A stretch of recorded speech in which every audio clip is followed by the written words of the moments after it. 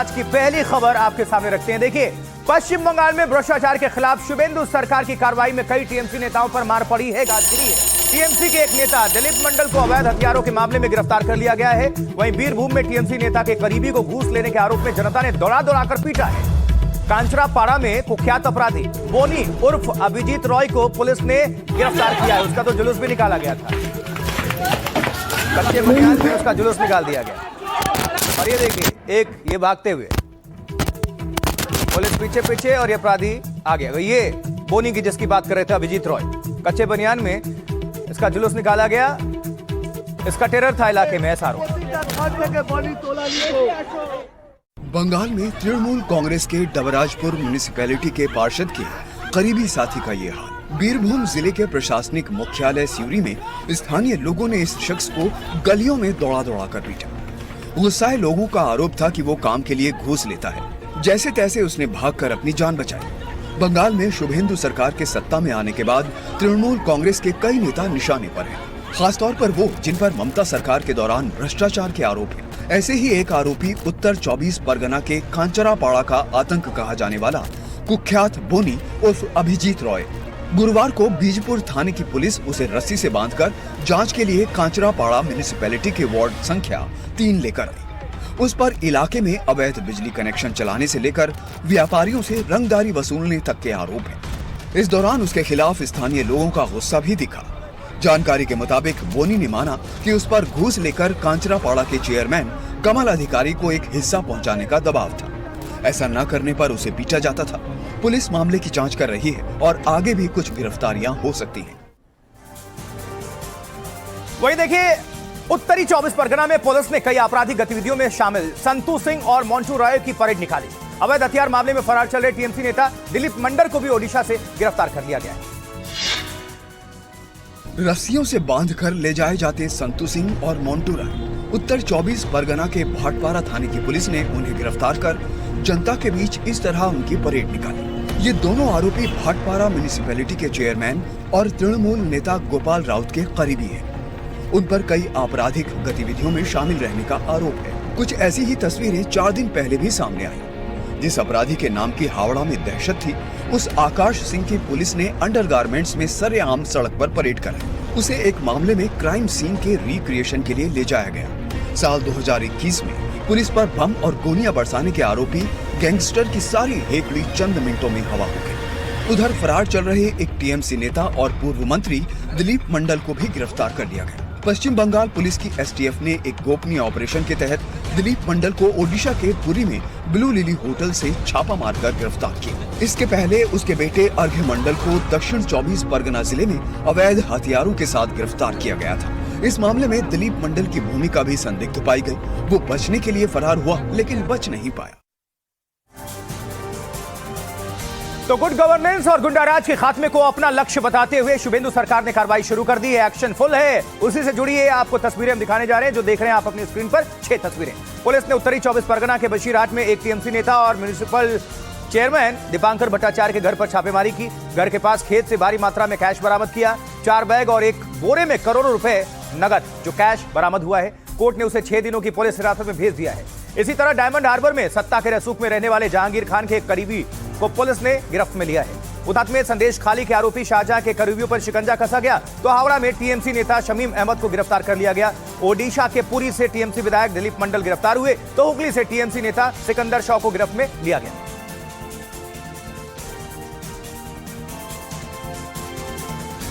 चलिए 4 के आला में बढ़ते हैं और जल्दी से आपको दिखा देते हैं इस वक्त शाम 4 बजे की 4 बड़ी खबर।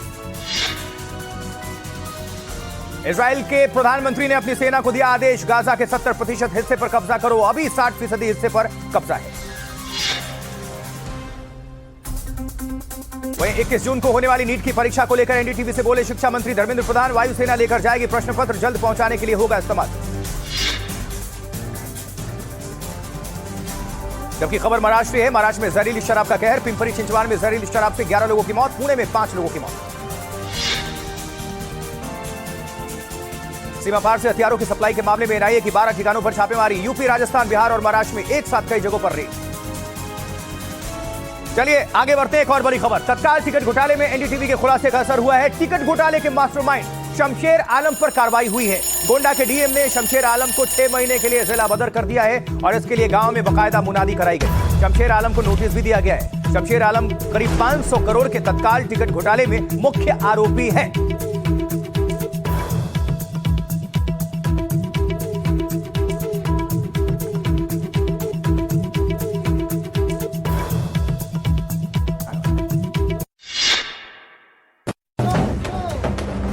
ये मुनादी रेलवे के तत्काल टिकटों की कालाबाजारी करने वाले गैंग के सरगना शमशेर आलम के लिए है।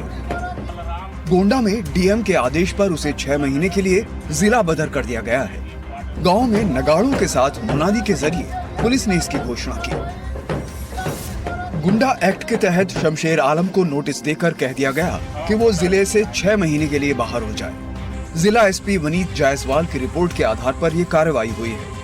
रिपोर्ट में कहा गया है कि शमशेर आलम एक शातिर अपराधी है जिसका इतना आतंक है कि कोई भी व्यक्ति उसके खिलाफ थाने में रिपोर्ट दर्ज कराने या कोर्ट में गवाही देने की हिम्मत नहीं कर पाता। एनडीटीवी ने सबसे पहले शमशेर आलम के इस गैंग का खुलासा किया था और बताया था कि किस तरह उसका संगठित गिरोह अवैध सॉफ्टवेयर से तत्काल टिकटों की कालाबाजारी करता है। तत्काल टिकटों का ये गोरख धंधा 500 करोड़ से ज्यादा का है। एनडीटीवी की रिपोर्ट के बाद इस मामले में पुलिस कार्रवाई तेज हुई। कभी इस धंधे में शमशेर के साथ शामिल रहे हैकर हामिद ने एनडीटीवी को खुद डेमो कर दिखाया था कि अवैध सॉफ्टवेयर से कैसे रेलवे के तत्काल टिकट बुक होते हैं।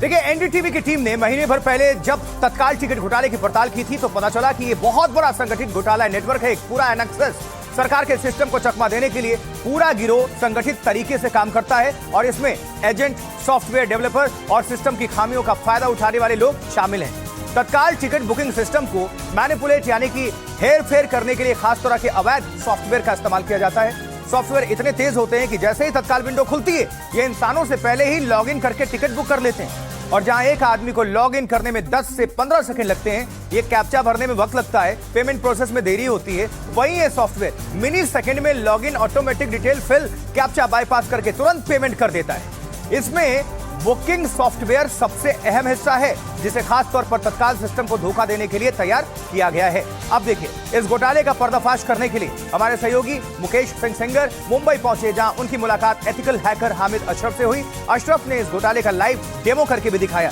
देखिए हामिद, कैसे ये टिकट बुक होता है और क्या ये पूरा स्कैम है? सर, इसमें जो है टिकट बुक करने के लिए लोग मार्केट में सॉफ्टवेयर बेचते हैं। अलग अलग ब्रांड है, अलग अलग नेम से।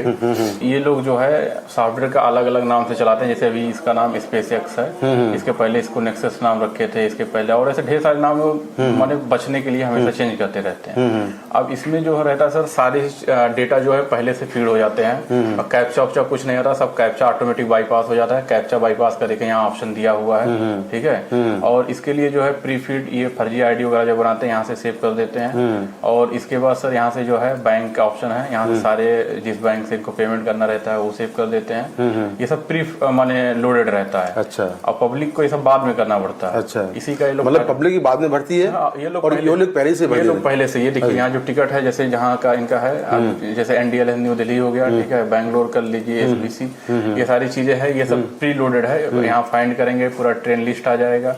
अब कौन से क्लास में आपको टिकट चाहिए वो सब करके यहाँ सेलेक्ट ट्रेन करेंगे। और यहाँ पर जो भी पैसेंजर है, ठीक है, आप उसको यहाँ पर पूरा फिल कर सकते हैं A to Z, जितने भी नाम आपको डालना, बैंक वगैरह सिलेक्ट करके यहाँ आप सेव कर देंगे, फिर ये टिकट सेव हो जाएगा।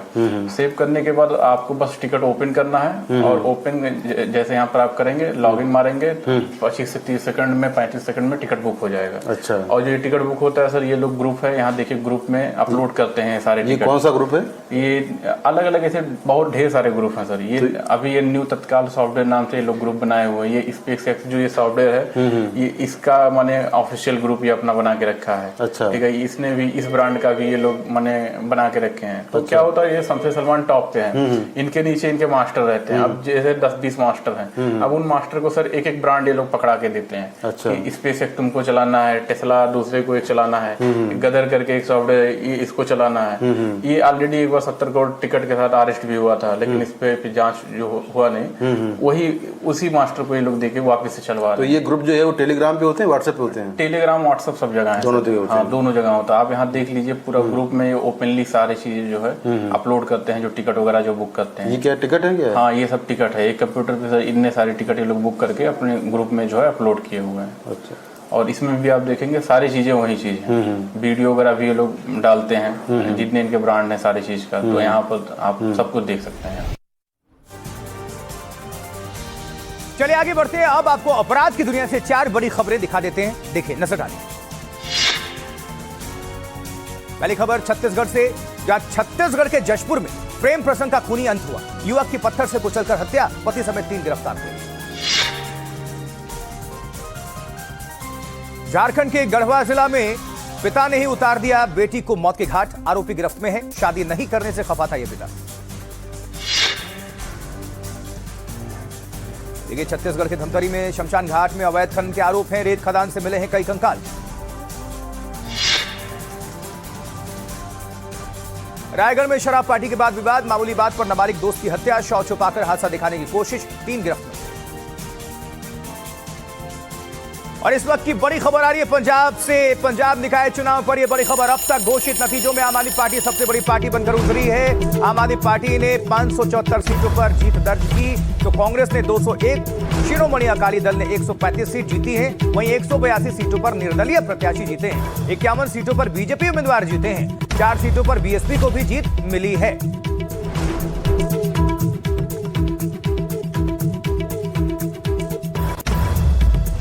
पंजाब के लोग असली सरकार हैं। पंजाब के लोगों ने भगवंत मान जी के प्रति, अरविंद केजरीवाल जी के प्रति अपना सम्मान व्यक्त किया है, उनमें आस्था व्यक्त की है कि आप जो राजनीति करते हो, आप जिस तरह से काम करते हो, वो हमको पसंद है। पंजाब के लोगों ने भगवंत मान जी को फिर से प्यार दिया है।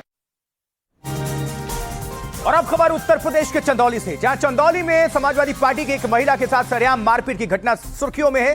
देखिए, चंदौली में समाजवादी पार्टी की महिला मोर्चा के अध्यक्ष गार्गी पटेल को उनके ही घर में कुछ लोगों ने बुरी तरह से घुसकर मारा पीटा है, बाल पकड़कर घसीटा है, जमीन पर गिराकर लात घूंसों से मार दिया। देखिए, मारने वालों में पुरुषों के साथ 2 महिलाएं भी शामिल थीं। बुरी तरह घायल गार्गी पटेल अब अस्पताल में एडमिट हैं। ये तस्वीरें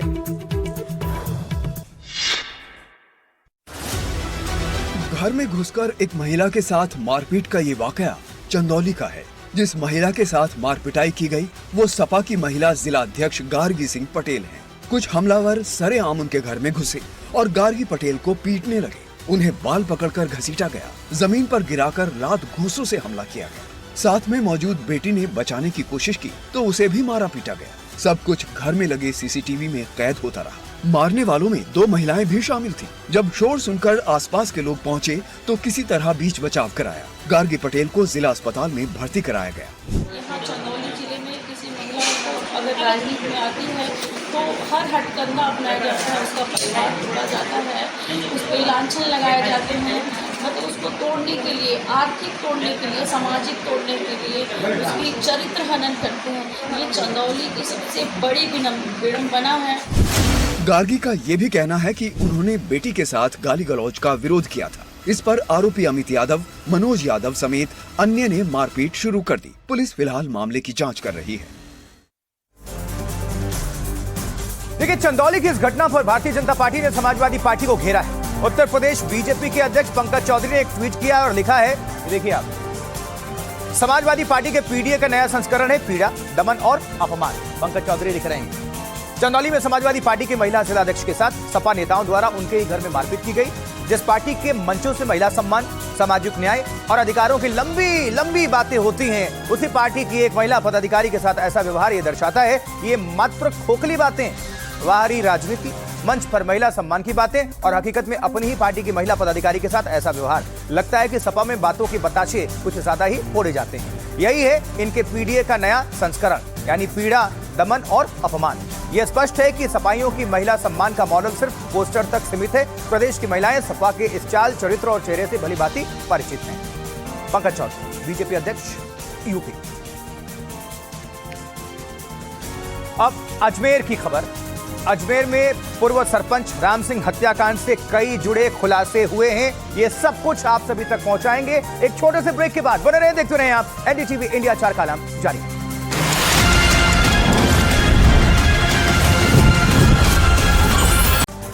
चलिए ब्रेक के बाद चार के अलावे बढ़ते हैं आगे। एनडीटीवी इंडिया पर इस वक्त में आपके साथ आशुतोष चतुर्वेदी। बड़ी खबर है, राजस्थान अजमेर में पूर्व सरपंच राम सिंह हत्याकांड में कई बड़े खुलासे हुए। 4 लोगों को जलाकर मारने के आरोपी बेटे ने पुलिस पूछताछ में खुलासा किया है। मृतक राम सिंह शराब के नशे में टॉर्चर करता था। पहली पत्नी, बेटी और बेटी से करता था मारपीट। हत्या के लिए ऑनलाइन मंगाया था इसने चाकू।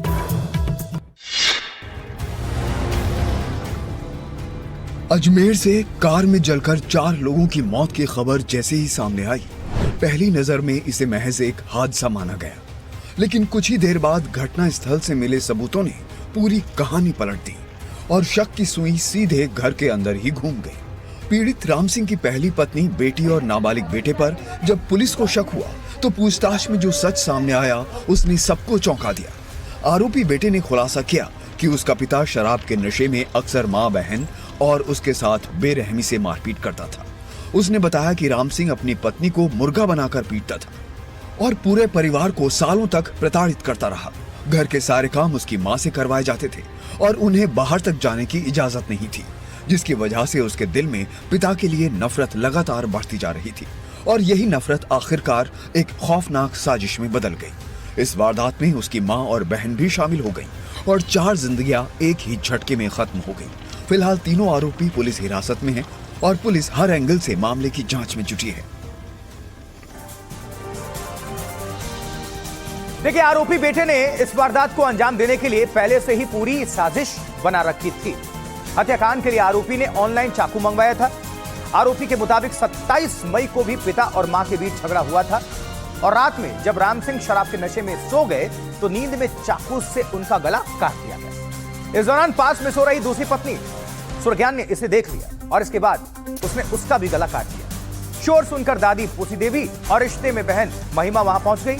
इसके बाद आरोपी ने अपनी मां और बहन के साथ मिलकर दोनों की भी हत्या कर दी। इस तरह से 4 हत्याकांड को अंजाम दिया। तो अजमेर पुलिस ने हादसा दिखने वाली इस घटना की जांच जब आगे बढ़ाई तो कई ऐसे सबूत सामने आए जिसने पूरे केस का रुख बदल कर रख दिया और महज कुछ ही घंटे में शक की सुई परिवार की तरफ मुड़ गई।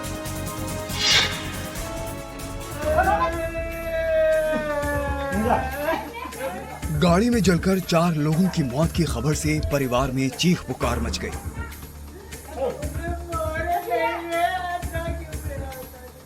पहली पत्नी और उसके बच्चे मातम मनाने लगे, लेकिन जब पुलिस ने जांच की तो पता चला कि घड़ियाली आंसू बहा रही इस महिला और उसके बच्चे ही कत्ल के मास्टरमाइंड निकले। पुलिस जब घटनास्थल पर पहुंची तो शक की 5 बड़ी वजहें सामने आई। पहला, एक शव गाड़ी के बाहर था और गला कटा मिला। दूसरा, ड्राइविंग सीट खाली थी और शव सीट पर पीछे पड़े हुए मिले। घर पहुंची एफएसएल की टीम को वहां खून के निशान मिले। पहली पत्नी के हाथ पर भी कट के निशान पाए गए। ग्रामीणों ने पुलिस को बताया कि वारदात के एक दिन पहले घर में झगड़ा हुआ था और पुलिस ने जब शक की कड़ियों को जोड़ना शुरू किया तो इस पूरी साजिश का पर्दाफाश हो गया। देखिए, अजमेर हत्याकांड में हुए खुलासे के मुताबिक राम सिंह ने 2005 में सुनीता चौधरी से शादी की थी, जिनसे उनके बेटा और एक बेटी है।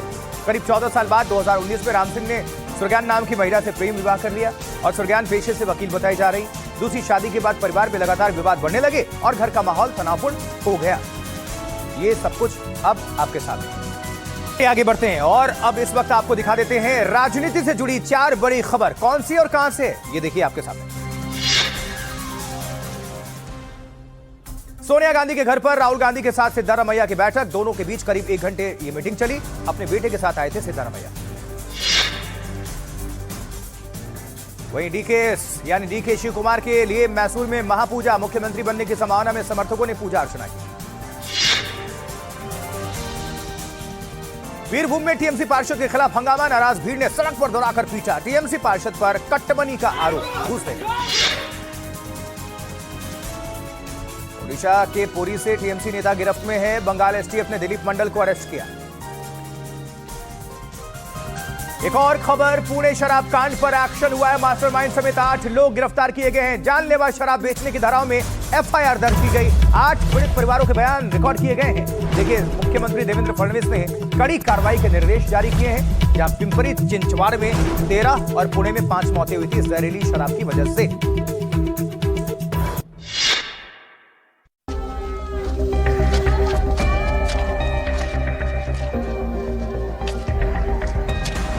पुणे के पिंपरी चिंचवड़ में जहरीली शराब कांड ने कई परिवारों की जिंदगी उजाड़ दी, लेकिन जैसे ही मामला सामने आया, महाराष्ट्र सरकार एक्शन मोड में आ गई और पुलिस ने इस पूरे नेटवर्क पर बड़ा शिकंजा कसा है।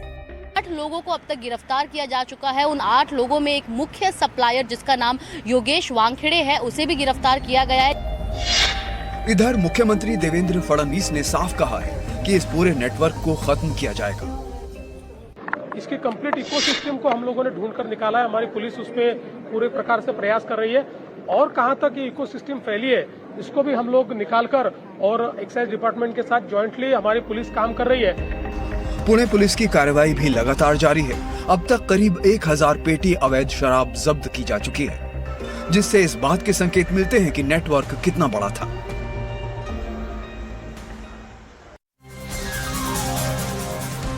अब आइए आपको बता देते हैं कि किस तरह से इस जहरीली शराब के धंधे को अंजाम दिया जा रहा था।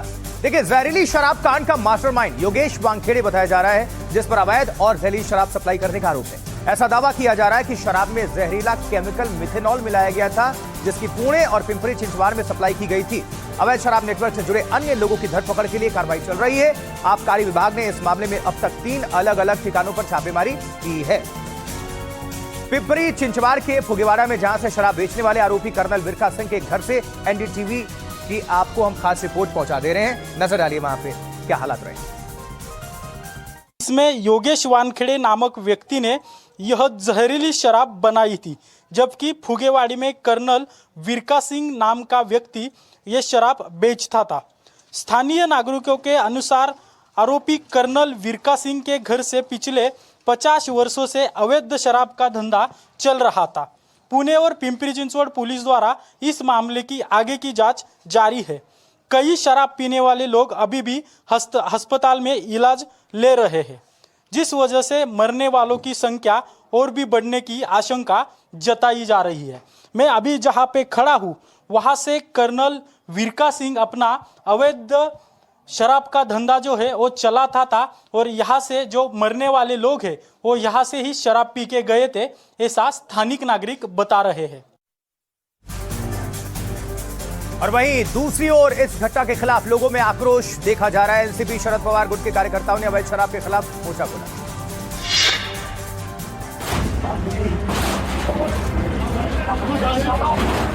शराब कांड को लेकर आक्रोश अब सड़क पर दिखने लगा है। पुणे में गुस्साई भीड़ ने एक शराब की दुकान पर धावा बोल दिया। आक्रोश इतना ज्यादा था कि कार्यकर्ताओं ने दुकान में तोड़फोड़ शुरू कर दी और देखते ही देखते पूरी दुकान को ध्वस्त कर दिया।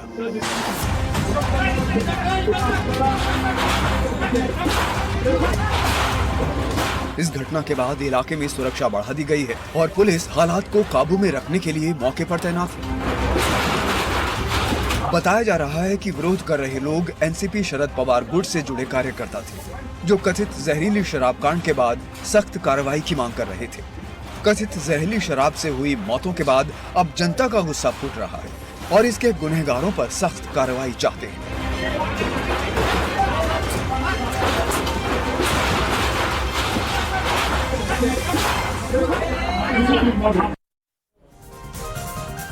इस बीच दहेज उत्पीड़न से मौत के एक मामले में सुप्रीम कोर्ट ने कड़ा रुख अख्तियार किया है। देखिए, छत्तीसगढ़ के एक मामले की सुनवाई करते हुए सुप्रीम कोर्ट ने कहा है कि लड़के वाले शादी करके अपमान क्यों करते हैं। दुल्हन के परिवार का अपमान बंद हो, बहू और उसके परिवार को निचोड़ते हैं। समाज में कड़ा संदेश जाना जरूरी है। दुल्हन के परिवार को भिखारी कहा गया। भिखारी कहने पर भड़का सुप्रीम कोर्ट। 60,000 देने वालों को भिखारी कहा। शादी के 3 साल बाद फांसी से हुई थी मौत। देवर की सजा कम करने की अर्जी खारिज हुई। खुश रहो, सिर्फ 3 साल की सजा मिली है, सुप्रीम कोर्ट ने कहा है। हाई कोर्ट का फैसला सुप्रीम कोर्ट में बरकरार है। तो दहेज के लिए क्रूरता पर सुप्रीम कोर्ट की ये बड़ी टिप्पणी है। पढ़े लिखे लोग भी ऐसा कर रहे हैं।